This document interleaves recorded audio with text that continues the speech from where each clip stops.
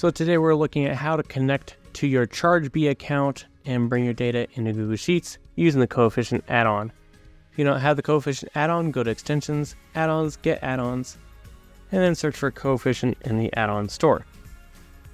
Once you have it installed, then you can connect to your data sources and bring your data into Google Sheets.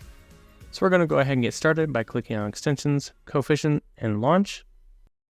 And then once that's loaded, we'll click Import From, and then we're going to find Chargebee on our sources.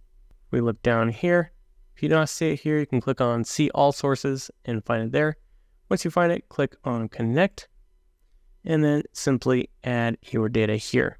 Once you've added your data, click Connect, and then you can select from Objects and Fields, or when you've selected Import Template. So we're going to go ahead and click on Objects and Fields here, and then we can simply select where we want to import from.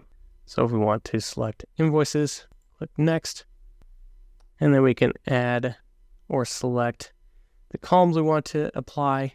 If we want to add a filter, if we want to limit and or sort.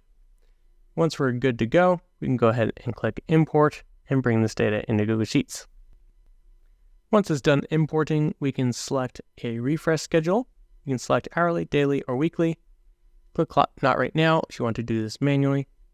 And then over here on the sidebar, you can see all the options. If you want to edit the fields, for example, you can click on Edit Fields. It'll bring you back to that window. You can add your filters or sorts. You can adjust your refresh schedule and so forth. All right, that's it for today. I hope that helps you to see how quick and easy it is to use Coefficient to bring your data from your data sources into Google Sheets.